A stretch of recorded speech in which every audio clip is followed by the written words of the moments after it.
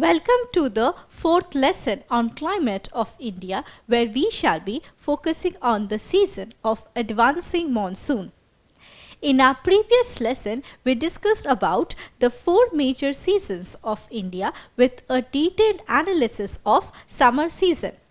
The videos of all the lessons from this chapter is provided in the description for your reference. So let's begin today's lesson. Well, if you remember, in my previous lesson, I mentioned that India enjoys four distinct seasons: summer, advancing monsoon, retreating monsoon, and winter. Well, summer season begins from March and continues till May. This is the hot and dry season.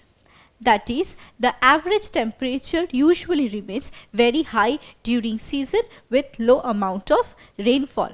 So summer is a hot and dry season. Today's focus will be on the season of advancing monsoon, which begins from the month of June and continues till September. Now let us check the atmospheric conditions of India during this season. We know the average temperature of Indian subcontinent remains very high during summer.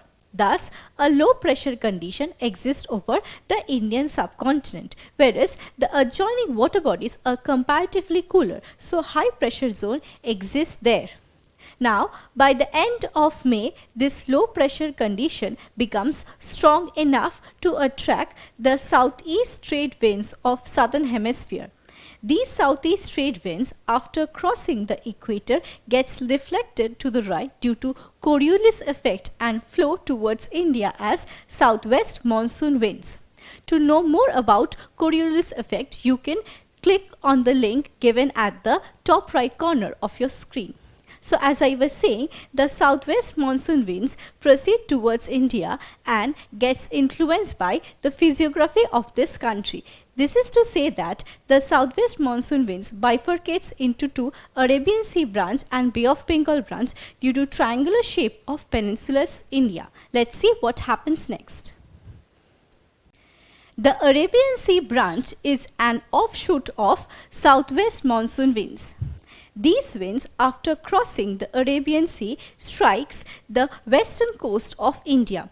Now we know Western Ghats is present at the western boundary of peninsular India. Owing to their heights, the southwest monsoon winds are unable to cross them, and therefore they shed heavy moisture on the windward side of Western Ghats. This type of rainfall, as we know, is known as orographic rainfall. And the first state in India to receive rain from these winds is Kerala. Now, these winds gradually move to the east, and as they travel from west to east, the amount of rainfall decreases. As mentioned just now, the windward side of Western Ghats receives maximum rainfall from Arabian Sea branch of southwest monsoon winds. And as these winds proceed towards the east, the amount of rainfall decreases.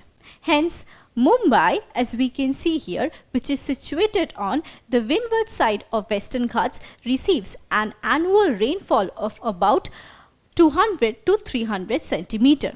Whereas Pune, which is situated on the leeward side of Western Ghats, receives a rainfall of about 100 to 200 centimeter. Now coming to Chennai. Chennai, as we can see here, is situated to the extreme east, and therefore Chennai receives a rainfall of less than 100 centimeter.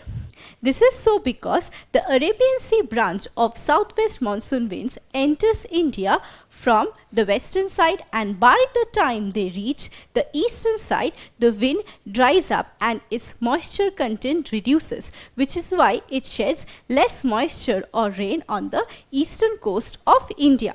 So this is all about how the Arabian Sea branch of southwest monsoon winds affects the southern part of the country. Now let me tell you that the journey of these winds do not end here, and it actually proceed to the north. Let's see what happens there.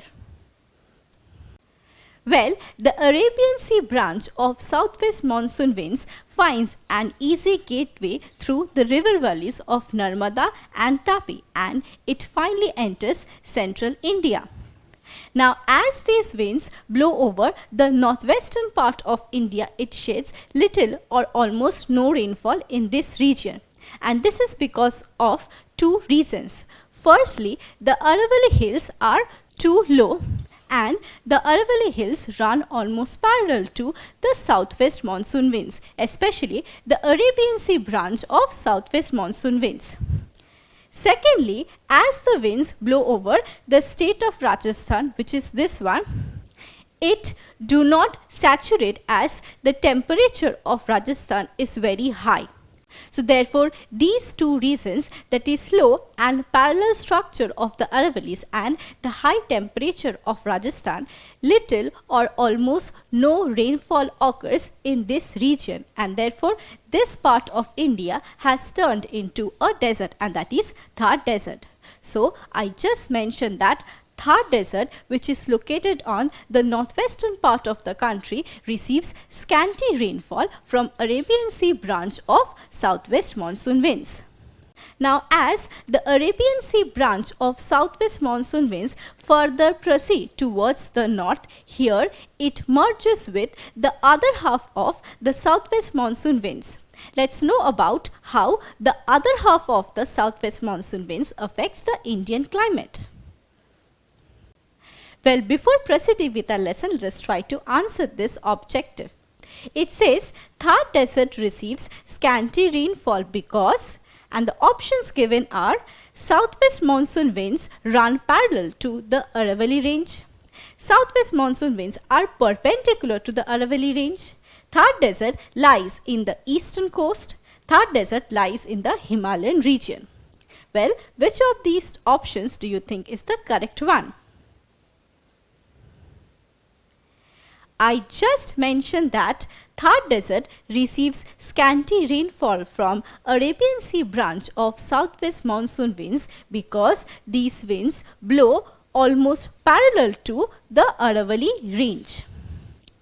So the correct option is this one, that is southwest monsoon winds run parallel to the Aravalli range. Well, the other half of the southwest monsoon winds blow over Bay of Bengal, and it is known as Bay of Bengal branch of southwest monsoon winds. These monsoon winds cause heavy rainfall in the Andaman and Nicobar Islands, and then they proceed towards the Myanmar coast without shedding any moisture in the eastern coast of India. As we can see here, the Bay of Bengal branch of southwest monsoon winds runs almost parallel to the eastern Ghats.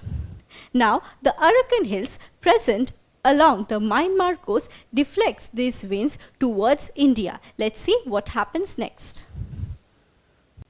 Now, after getting deflected towards India, the Bay of Bengal branch of southwest monsoon winds crosses the Ganga-Brahmaputra delta region and strikes the northeastern parts of Himalaya, including Garo, Khasi and Jaintia hills.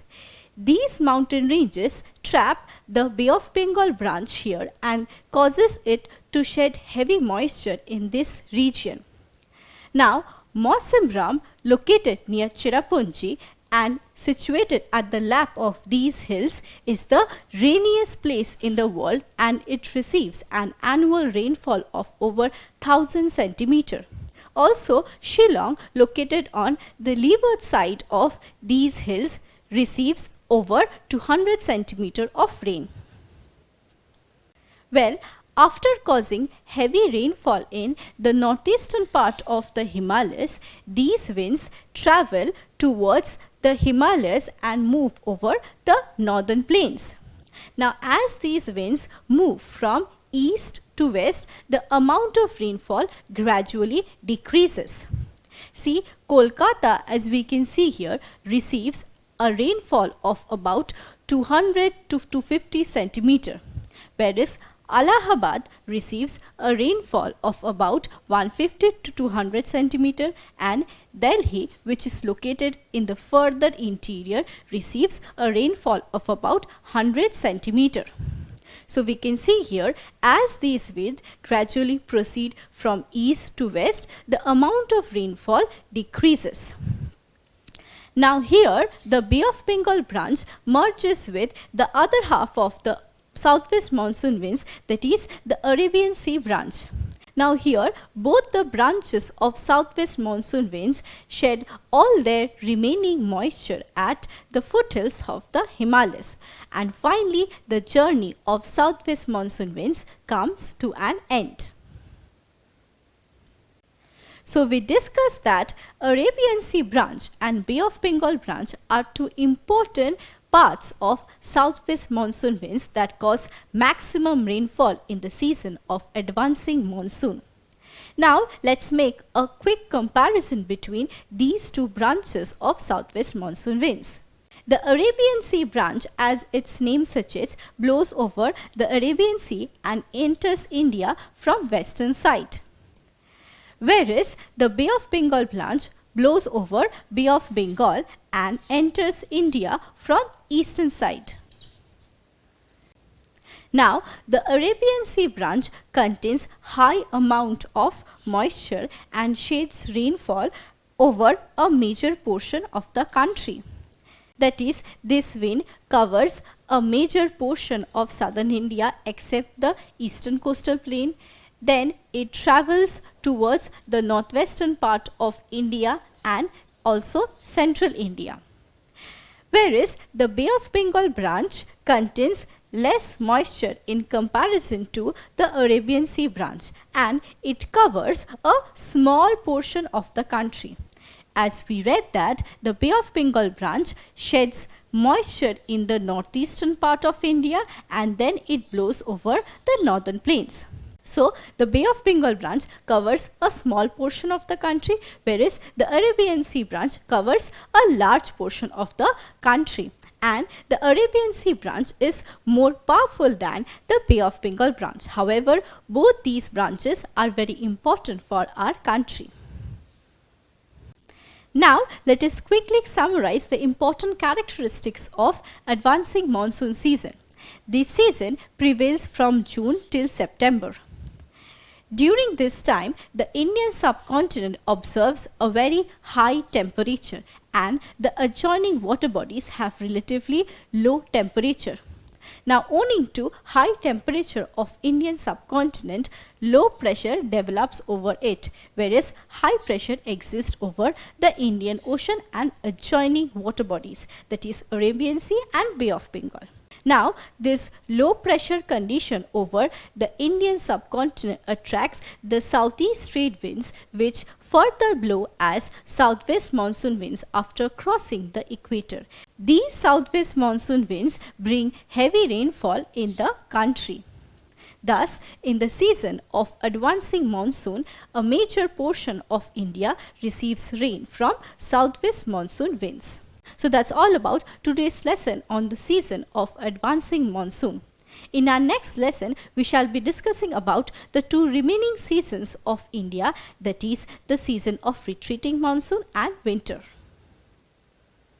Don't forget to subscribe to our channel and hit the bell icon.